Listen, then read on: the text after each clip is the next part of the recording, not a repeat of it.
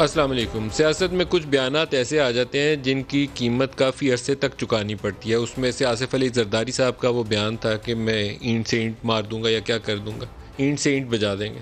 تو اینٹ سے اینٹ بجانے کے بعد انہیں بہت عرصہ لگا، معافی تلافی بھی کرنی پڑی، اور دوبارہ اپنا کانفیڈنس بحال کرنے کے لیے بلوچستان کے اندر باپ پارٹی بنی، تو وہ بھی انہیں اون کرنی پڑی کہ میں نے بنائی۔ چیئرمین سینٹ کا انتخاب ہو یا نو کانفیڈنس کے اوپر جو کچھ ہوا، تو وہاں پر بھی بہت ساری جگہ پہ انہیں کنسیشنز دینی پڑیں۔ دن میں جمہوریت کے نعرے مارے اور رات میں جا کے جگہ دی تاکہ ان کا وہ کھویا ہوا جو اعتماد تھا کہیں اور پہ اسٹیبلشمنٹ کے ساتھ وہ بحال ہو جائے۔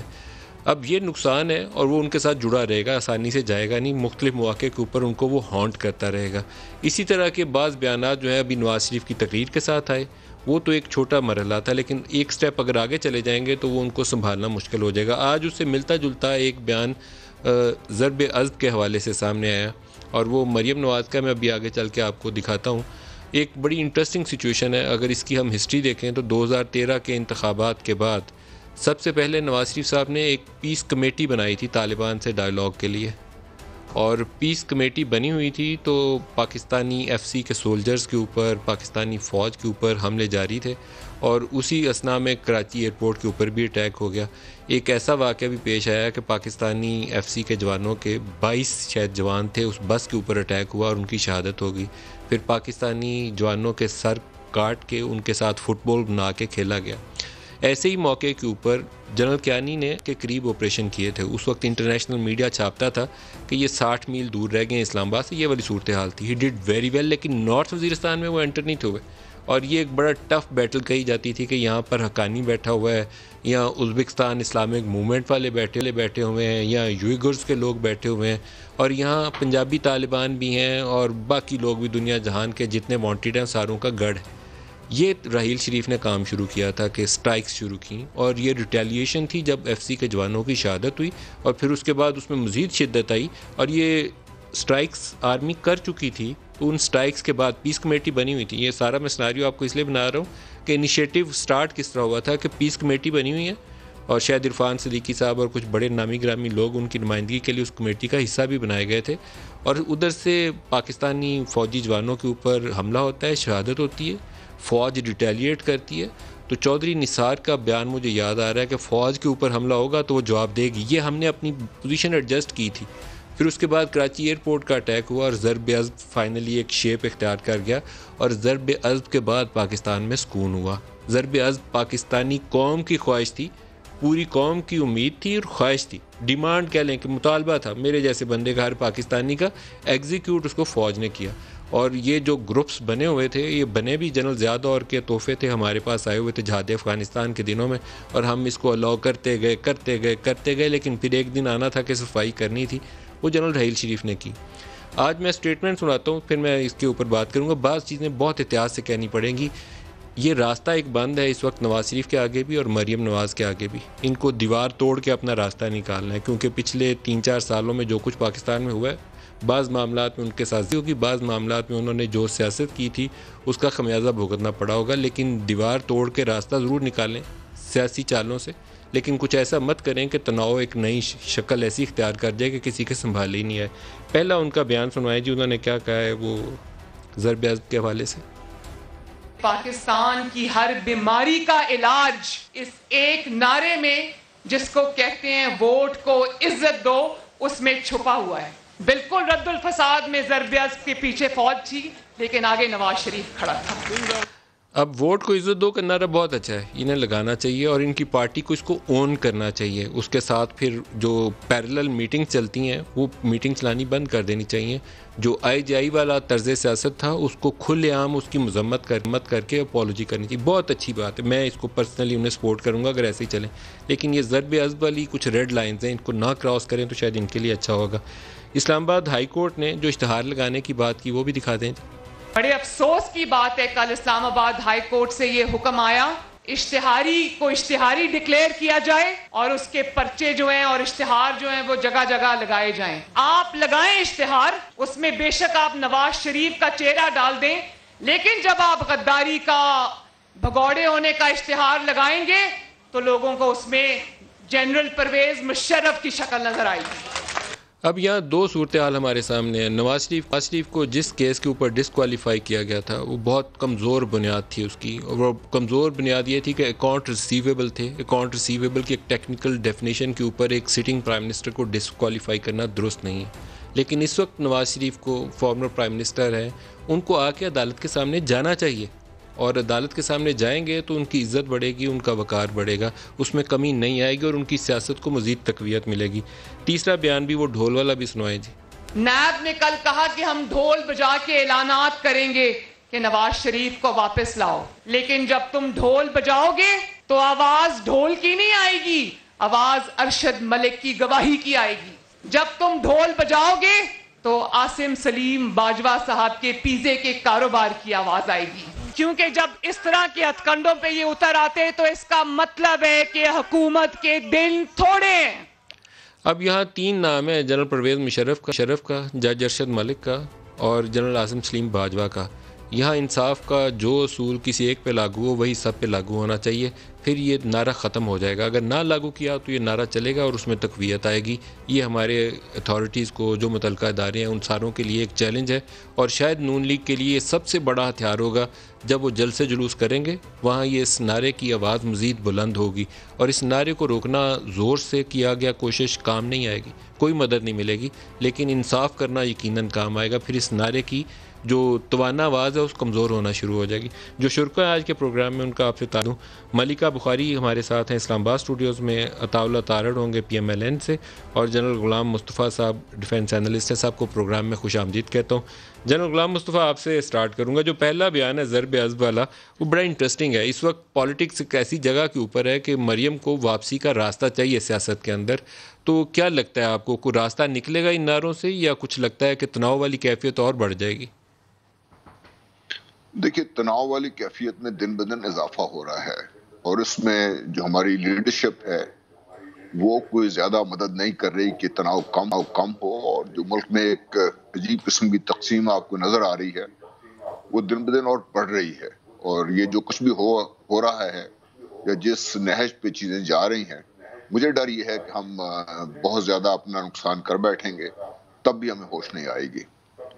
اور میں ذاتی طور پہ یہ سمجھتا ہوں کہ چونکہ مریم بی بی کو تمام معاملات کا پوری طرح علم نہیں ہے، وہ صرف اس کو سیاسی نعرے کے طور پہ استعمال کرنا چاہتی ہیں، تو بہتر ہے کہ نہ کریں. وہ ان کے پاس بہت سا سیاسی مواد ہے جو وہ اپنی فیور میں یا نون لیگ کے فیور میں بات کر سکتی ہیں، کیونکہ نون لیگ ایک وقت تھا کہ پاکستان کی مقبول ترین جماعتوں میں سے تھی. 97 کا الیکشن دیکھیے، 2013 کا الیکشن دیکھیے، تب بھی تھا. لیکن اب اگر وہ اس نہج پہ آ گئے ہیں جہاں پر ان کو اس قسم کے بیانات کا اشارہ لینا پڑتا ہے، تو پھر جن کے پر بات کریں پھر وہ بہت سی باتیں کریں گے جو ان سارے حالات کو اور مزید خراب کرے گا، بگاڑے گا. اس میں بہتری نہیں جا سکتے. کیا لگتا ہے آپ کو کیا ہوگا؟ کیونکہ راستہ بنانے کے لیے اس وقت تو پورا زور لگائیں گے، اگر طاقت سے دبایا گیا تو نقصان ہوگا، انارکی والی کیفیت پیدا ہوگی. مجھے تو زیادہ خوف اس بات کا ہے کہ آپ کے بہت کچھ ہاتھوں سے نکل نہ جائے. دیکھیے، آپ کی بات بالکل صحیح ہے، اور جتنے بھی سین مائنڈز ہیں اس ملک میں وہ سب اس بات پہ پریشان ہیں کہ ہم دیواریں توڑنے کی کوشش کر رہے ہیں. دیکھیے، دیواریں کچھ ایسی دیواریں ہیں جن کو توڑا نہیں جا سکتا. ان کو توڑ کے انسان اپنا توڑنے کی کوشش اپنا سر تو زخمی کروا سکتا ہے، لیکن کوشش یہی کی جانی چاہیے کہ دیواروں کے سائڈ سے جس طرح پہلے سے گزارا جاتا ہے جایا جائے. اور بہت سے ایسے معاملات ہیں جن کے اوپر زیادہ جھگڑا کیے بغیر طے ہو سکتے ہیں. پاکستان ایک ہے، ہم نے بھی یہیں رہنا ہے، پاکستان کے اندر ہی سیاست ہونی ہے. پاکستان کی اسٹیبلشمنٹ وہ بھی ایک حقیقت ہے، اس کو آپ نظر انداز نہیں کر سکتے. اور اس لیے میرا اپنا خیال یہ ہے، جو آپ کی بات بالکل صحیح ہے، اس آگے بڑی بات جس طرح بڑھائی جا رہی ہے تو پھر معاملات بہت بگڑیں گے. کیونکہ دیکھیے، سارے لوگ نواز شریف صاحب کے ساتھ نہیں ہیں.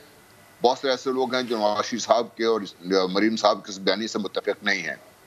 اگر وہ بھی کھڑے ہو جائیں اور ادھر سے مریم بی بی اور یہ سارے کھڑے ہو جائیں تو ملک کے اندر تو آلریڈی انارکی کی طرف ہم لے کے جا رہے ہیں.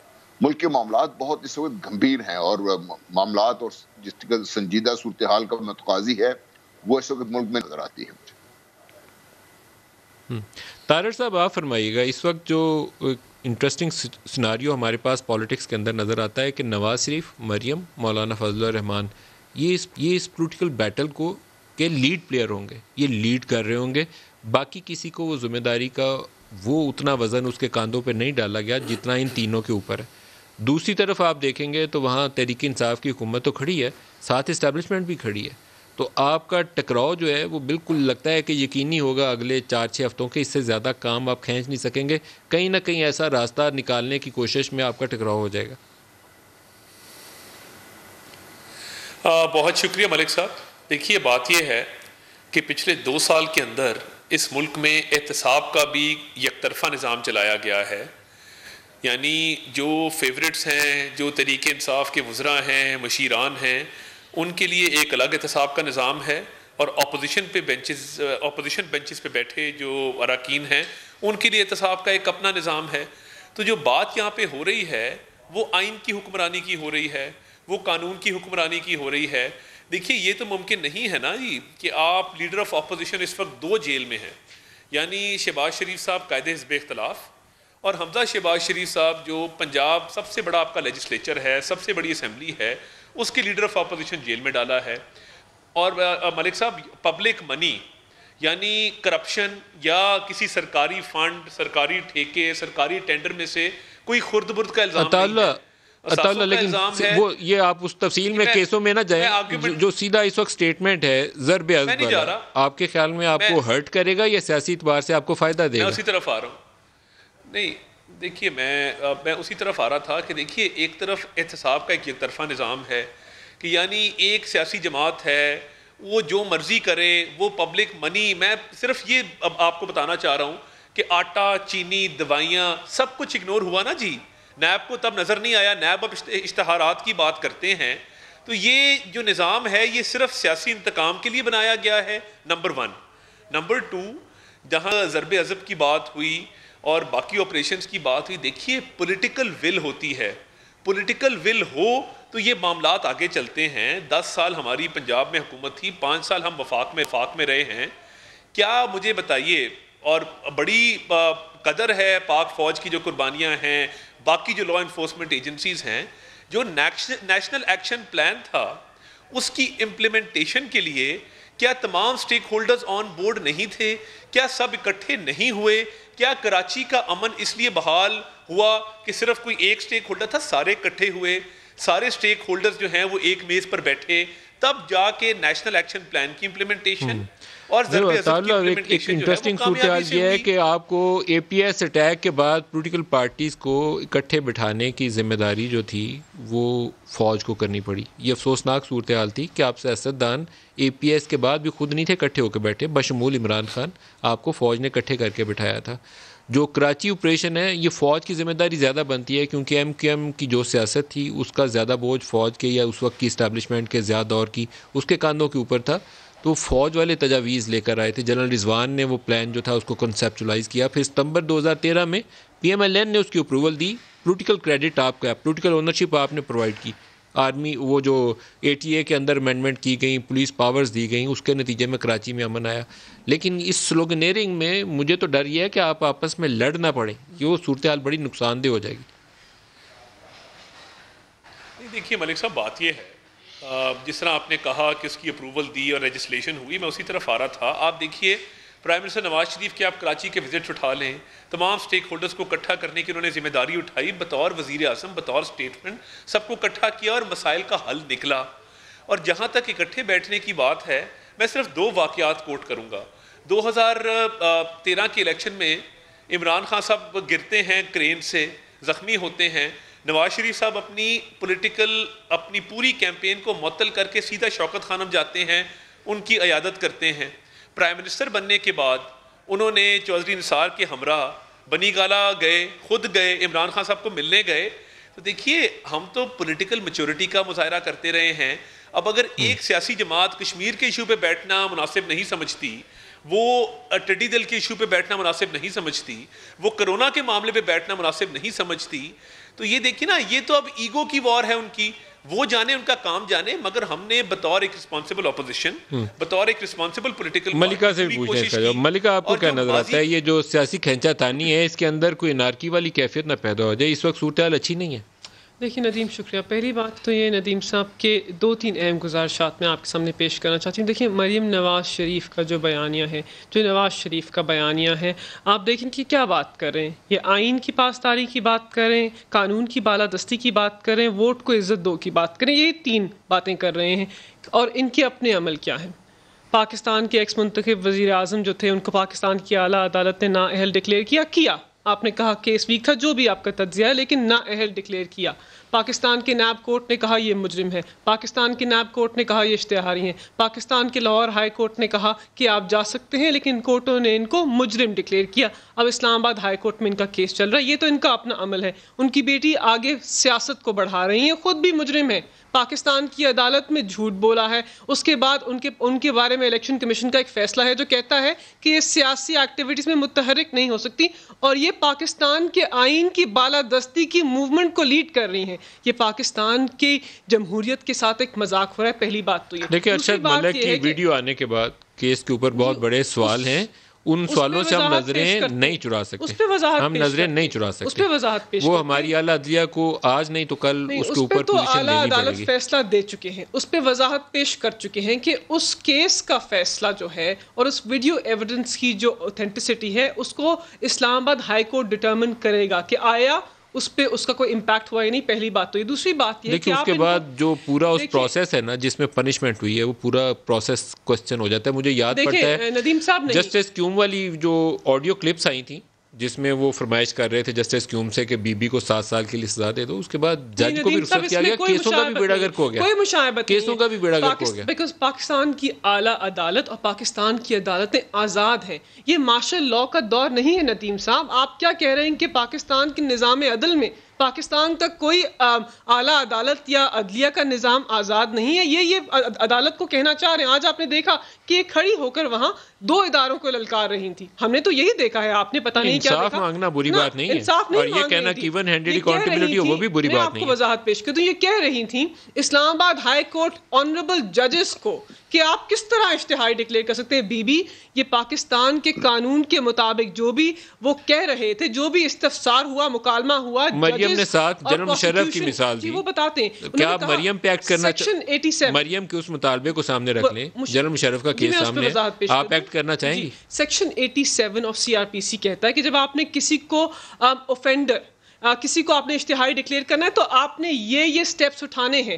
آپ نے اس کے بارے میں باضابطہ اعلان کرنا ہے، آپ نے اس کا نوٹس لگانا ہے، آپ نے اس کی پروکلیمیشن کرنی ہے. تو جو مریم بی بی بات کر رہی ہیں وہ آئین اور عدلیہ کا جو نظام ہے اس کی تصحیح کر رہی ہیں. دوسری بات یہ. تیسری بات ضرب پہ آ جائیے. اب یہ بات کر رہی ہیں ندیم صاحب کہ نواز شریف آگے کھڑے تھے اور پاکستان کی افواج، وہ افواج جس کے عمل کو، جن کی اس جنگ کو، جن کی کاوشوں کو دنیا نے سراہا ہے، اس کے اندر ایک مجرم، میں تو کہتی ہوں مجرم ہے، ایک مجرم کھڑی ہو کر ان کو للکار رہی ہیں اور کہہ رہی ہیں کہ آپ ہمارے پیچھے کھڑے تھے. نہیں مریم بی بی، پاکستان کی افواج نے اپنا سینہ، اپنے بچے، اپنی جانوں کا نظرانہ پیش کیا ہے. وہ ضرب عزم میں آپ سے آگے کھڑے تھے. ہم کہتے ہیں کہ اداروں نے مل کر یہ جنگ لڑی، لیکن افواج سامنے غلام مصطفیٰ صاحب کچھ کہہ رہے ہیں.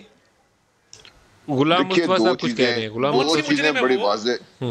جی مجھے اجازت دیجیے. بتاتے ہیں آپ. نمبر 1 تو عدالت کے فیصلے پڑھ لیں جن نے ان کو، اعلیٰ عدالت نے ان کو اور نیب کورٹ نے ان کو مجرم ڈکلیئر نہیں کیا. مریم بی بی کو کیا نیب کورٹ نے نہیں کہا کہ مریم بی بی مجرم ہے؟ انہوں نے خاتون ہے. کم از کم عوام کو مسلیڈ تو نہ کریں، عوام کو مسلیڈ تو نہ کریں، غلط بیانی تو نہ کریں. ارشد ملک کے بعد بہت سارے سوالیاں ابھی ان کی اپیل پینڈنگ ہے، اگر یہ نہ ماننا چاہے تو وہ ایک اور بات. آپ میں ہمت ہے گرفتار کر لیں.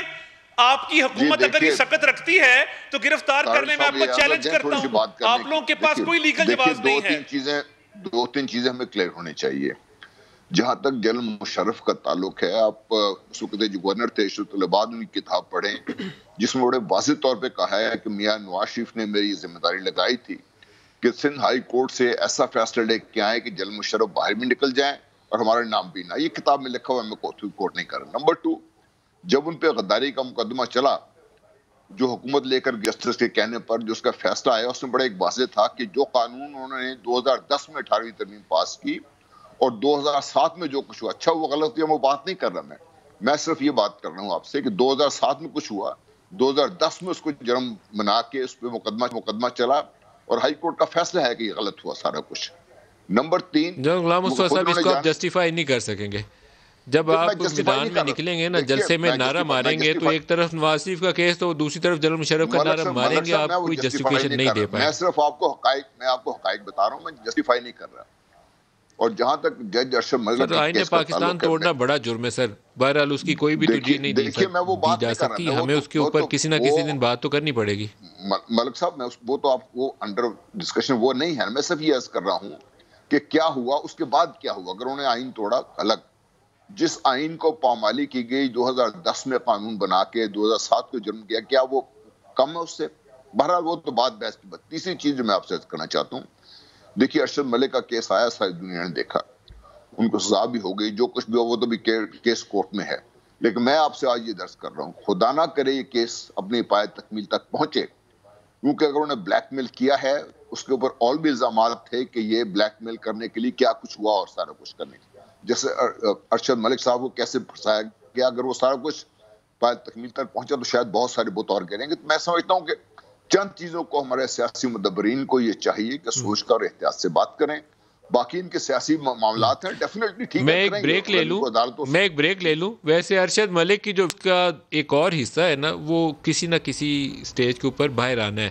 اس میں کچھ لوگوں کے نام بھی آنے ہیں اور کچھ بت گرنے بھی ہیں, جس کا آپ خدشے کا اظہار کر رہے ہیں. اس کے بغیر یہ معاملہ فائنلٹی اختیار نہیں کرے گا. کچھ ہوگا یہاں پہ تو تبھی معاملہ فائنل ہوگا. ایک بریک لے لیں, ہمارے ساتھ رہیے گا.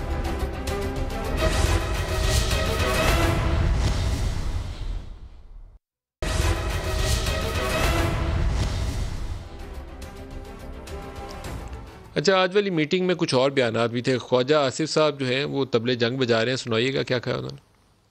قائد محترم نے جنگ کا اعلان کیا ہے 84 ممبر ہیں نیشنل اسمبلی کے. جب نقطۂ عروج پہنچے گا اس جدوجہد کا, اس موومنٹ کا, تو یہ 84 کے 84 ممبر جو ہیں نواز شریف کی کال کے اوپر اسمبلی سے استعفیٰ دیں گے. اطاعت طارڑ صاحب وہ استعفیٰ کب دیں گے, کب وہ عروج آئے گا؟ کیونکہ پچھلی دفعہ آپ کے 35 بندے تو ووٹ ڈالنے ہی نہیں تھے. دیکھیے جو 35 کا فگر ہے وہ اوورال اپوزیشن کا تھا. ہمارے 6 ممبر ان اکاؤنٹڈ فار تھے, اور میں ایک ایک کا نام لے کے بتا سکتا ہوں کون کہاں پہ کیسے تھا اور کس کی کیا مجبوری تھی. وہ بحث اپنی جگہ پہ. 5 ایم پی ایز جو تھے پنجاب اسمبلی کے, وہ 166 کے ہماری ٹوٹل تعداد میں سے, ان کو ہم نے ایکسپیل کر دیا ہے, کیونکہ آئے روز یہ کنفیوژن ہوتی تھی, کبھی کسی سے ملاقات کبھی کسی سے ملاقات. اور حکومت نے پورا زور لگایا پچھلے 2 سال کسی طریقے سے کوئی ممبر توڑ لیا جائے. وہ آ کے 5 پہ سوئی رکتی تھی. ہم نے ان کو پارٹی سے ایکسپیل کر دیا ہے, نکال دیا ہے. یہاں ہماری اسٹرینتھ 161 ہے اور قومی اسمبلی میں 84 ہے. قومی اسمبلی کا ایک ایک ممبر کمیٹڈ ہے. ابھی تک کسی نے کسی بھی پارٹی کے ڈسپلن میں یا کسی چیز میں کوئی انحراف نہیں کیا, کوئی وائلیشن نہیں ہے. تو آپ کے خیال میں جو فیٹ ایف کی ووٹنگ تھی اس کے اندر کمپرومائز کون سی پارٹی ہوئی؟ اگر آپ کے تو 6 اراکین آپ کو پتہ ہے کہ کون تھے, تو کمپرومائز کون ہوا؟ کوئی تو کمپرومائز ہوا جی. 36 ووٹ ویسے پورے نہیں ہوتے. دیکھیے بہت ساری پارٹیز تھی جن کے سرے سے ہی لوگ نہیں آئے. بہت سارے لوگ ایسے ہیں کون کمپرومائز ہوا؟ جس دن ہم اسلام آباد میں تھے فیٹف. نہیں دیکھیے میں اب یہ وثوق سے تو نہیں کہہ سکتا کون کمپرومائز ہوا, مگر مجھے اچھی طرح یاد ہے شازیہ مری صاحبہ چیف وپ ہیں پیپلز پارٹی کی, ان کے بھی جو 5 لوگ مسنگ تھے وہ ایک ایک کا ان کو پتا تھا. ایک آدھے کا کووڈ کا ایشو تھا, کچھ ٹریول نہیں کر سکے. 5 ان کے مسنگ تھے, 6 آپ کے مسنگ تھے, 11 ہو گئے. باقی کس کے مسنگ تھے؟ جی باقی دیکھیے چھوٹی پارٹیز ہیں, کچھ آئی نہیں وہاں پہ, جن کے بالکل سرے سے کوئی ممبر نہیں آئے, وہ 2-2 4-4 کر کے اور سینیٹرز ملا کے, تو وہ تعداد کافی زیادہ ہے. مگر میں نہیں سمجھتا کہ کسی کو کوئی انڈر ڈیوریس تھا, انڈر پریشر تھا کہ ہمیں روکا گیا یا اس طرح کا کوئی معاملہ نہیں تھا. نہیں گنجائش دی گئی, یہ جانے دے طارق صاحب, اب یہ نہ بتائیں, گنجائش دی گئی, یہ بڑا کلیئر انڈرسٹینڈنگ تھی. 10 کا فرق تھا. غلام مصطفیٰ صاحب ہنس رہے ہیں, انہیں بھی پتا ہے کہ آپ لوگ پہلے ڈسکس کر رہے تھے کہ کس طریقے سے اللہ گلا کر کے باہر نکلنا. مگر ملک صاحب 15 اراکین حکومت کے نہیں آئے. وہ کیوں نہیں آئے؟ کیا ان پہ بھی کوئی پریشر تھا؟ وہ بھی کمپرومائز تھے, وہ بھی نہیں آ سکے. آپ کے پاس تو بیسٹ اپرچونٹی تھی کہ اس دن ان کو ڈیفیٹ کر دیتے, ان کے 15 بندے نہیں تھے. آپ کے پاس تو بیسٹ اپرچونٹی تھی ان کو ڈیفیٹ کرنے کی, کیوں نہیں کیا آپ نے؟ At the end of the day جس طرح پروسیجر کو بھی بلڈوز کیا گیا اور وہ 10 یہ کہتے ہیں کہ 10 کا فرق تھا, ہم تو 10 کے فرق کو بھی نہیں مانتے. اسپیکر صاحب نے جس طریقے سے ہاؤس کنڈکٹ کیا, سر طاہر صاحب ویسے ایک چیز آپ کو بتاؤں, خواجہ آصف صاحب نے تو ابھی کہا ہے نا کہ نواز شریف نے جنگ کا اعلان کر دیا ہے, تو خواجہ آصف صاحب نے کہا تھا کہ ہم غیر مشروط حمایت کا اعلان کر رہے ہیں جس دن آرمی ایکٹ کے اوپر امینڈمنٹ کی بات چل رہی تھی. تو آپ سیاسی جماعتیں پہلے طے کر لیں کہ ووٹ کو عزت کس طریقے سے دینی ہے. نہیں دیکھیے وہ پارٹی پالیسی تھی, وہ طے ہوا تھا, وہ ووٹ دیا. فیٹف کے ہم نے 12 بل پاس کروائے, وہ بھی ہماری پالیسی قومی مفاد میں ہم نے ان کو بھی ووٹ دیا. بٹ جب حکومت کی طرف سے قومی مفاد ہمارا ہر دفعہ بدل جاتا ہے سر. نہیں ملک صاحب, اس میں دیکھیے نا, پولیٹیکلی وکٹمائز کرنے کے لیے شکیں ڈالی گئی. وہ 6 ماہ کے لیے مسنگ پرسن کرنے والا بل یہ لے آئے جس کے اندر یہ شک تھی کہ ہوم سیکٹری یا انٹیریئر سیکٹری کسی بھی شخص کو 90 دن اور پھر مزید 90 دن توسیع کر کے وہ کسی بھی شخص کو ڈیٹین کر سکتا ہے.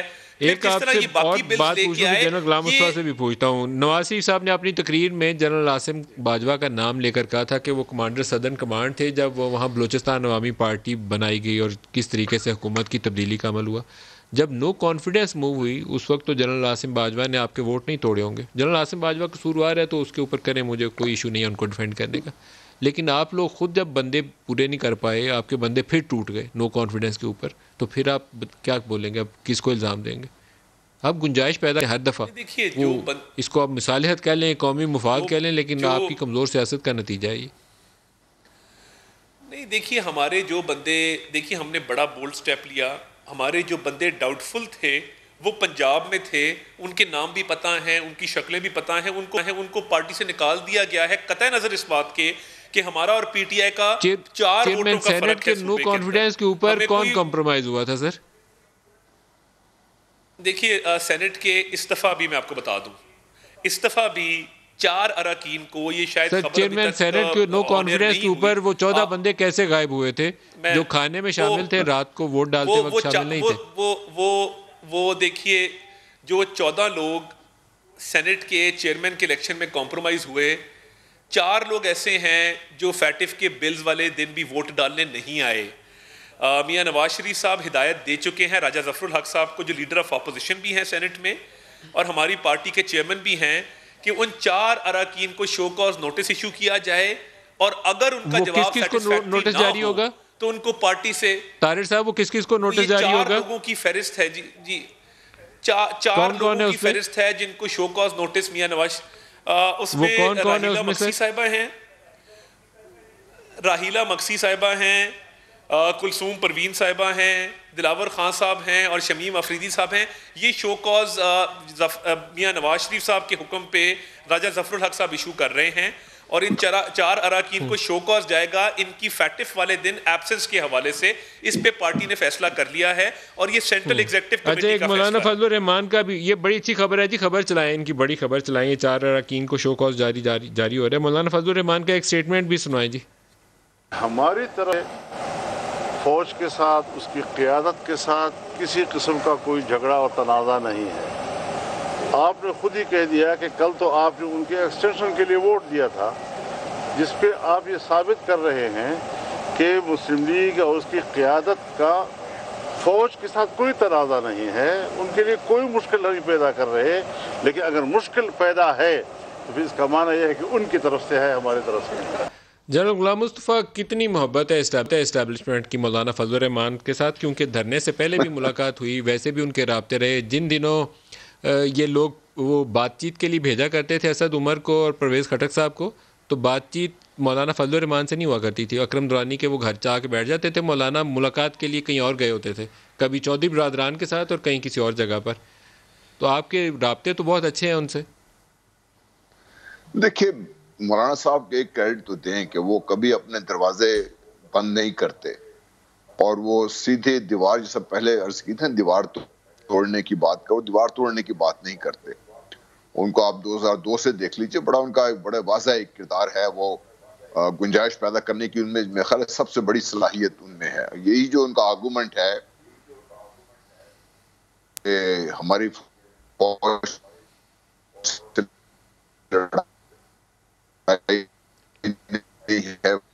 نواز شریف سنا کرتے کام یہ. تو دیکھیے جب اپنے مفادات کی اور مصلحت کی بات آتی ہے تو ہماری سیاسی قیادت کو یہ کریڈٹ ضرور ہے کہ وہ اپنے لیے کوئی نہ کوئی رستہ نکال لیتی ہے. اب بھی ان کے لیے بہت امپورٹنٹ وہ چیز ہے, دیکھیے جو بھی یہ کریں گے نقصان کس کا ہوگا.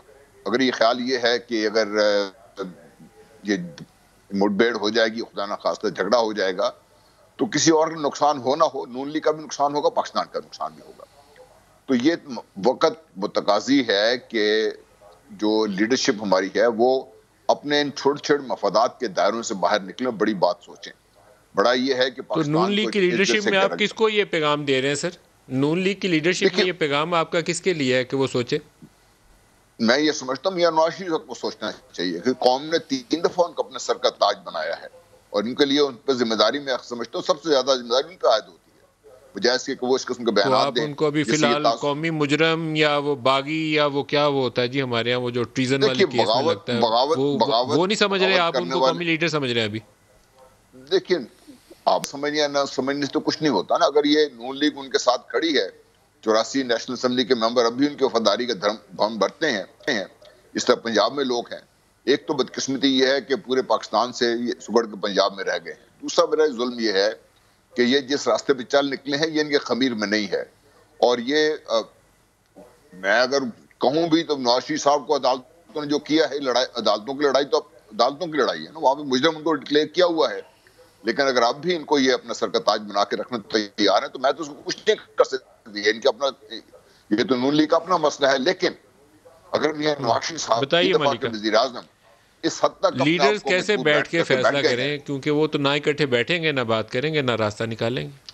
دیکھیں ندیم, بات یہ ہے کہ جو 3 پولیٹیکل پارٹیز کے لیڈران ہیں, مسلم لیگ نواز, پاکستان پیپلز پارٹی کے لیڈران تو اتنے اوپنلی آ کر نہیں کر رہے, اور فضل الرحمان صاحب کی جو پارٹی ہے یہ خصوصاً مسلم لیگ نواز اعلان جنگ کر چکے ہیں. خواجہ آصف نے صحیح بات کی, اعلان جنگ کیا ہے. کس سے اعلان جنگ کیا ہے؟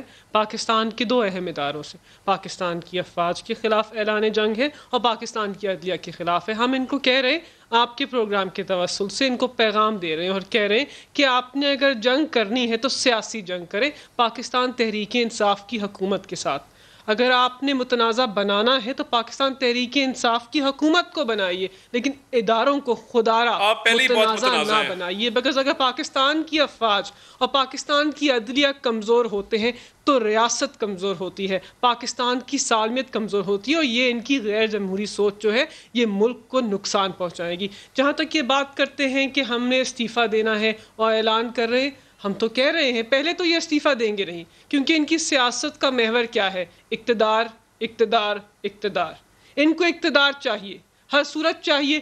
یہ ایسے نظام کو نہیں مانتے جس میں اقتدار میں نہ ہو, ہم نے دیکھ لیا ہے. تو ان کو اقتدار چاہیے, تو یہ نہیں دیں گے استعفے. اگر دیں گے تو جس طرح یہ استعفے دیں گے, ہم نے اصولی فیصلہ کیا ہے, ہم فل فور ہم ان سیٹوں کے اندر الیکشن کروائیں گے, اور پاکستان کی عوام, میں آپ کو بتا رہی ہوں ندیم, ان کے اس بیانیے کو مسترد کریں گے. یہ کہنا بہت آسان ہے, 84 سیٹوں پہ ساتھ پیپلز پارٹی ملا لیں, اگر ملی گئی, اگر ساتھ کٹھی رہی تو اتنی سیٹوں پہ بائی الیکشن نہیں ہوا کرتے. دیکھیں ہم صرف یہ کہہ رہے ہیں کہ پاکستان کی عوام اور ان کے ممبران ان کے اس بیانیے کو مسترد کریں گے. 5 تو کر چکے ہیں, اور بھی کر رہے ہیں, اور انشاءاللہ یہ اکیلے کھڑے ہوں گے انہی صفوں میں پاکستان کے اداروں کے خلاف. ان کے ساتھ کوئی نہیں کھڑا ہوگا. آپ کے خیال میں پیپلز پارٹی ساتھ چھوڑ جائے گی؟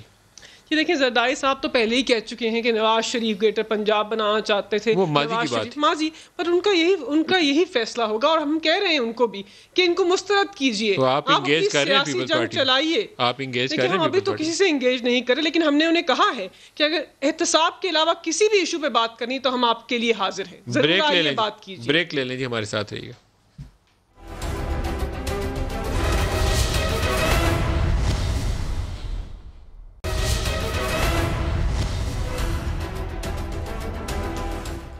پروگرام میں دوبارہ خوش آمدید کہتے ہیں. ڈاکٹر اشفاق حسن خان ہمارے ساتھ شامل ہو رہے ہیں. ڈاکٹر صاحب آپ کو خوش آمدید کہتا ہوں. ورلڈ بینک کی رپورٹ بھی ہے اور حفیظ پاشا صاحب کا انٹرویو بھی ہے. وہ کہتے ہیں کہ پچھلے سال نیگیٹو 1.5% گروتھ ہوئی, اور انفلیشن اور مہنگائی نے غربت کی شرح میں بہت اضافہ کر دیا. ورلڈ بینک نے بھی آج بہت ہی سخت قسم کی آبزرویشنز دے دی.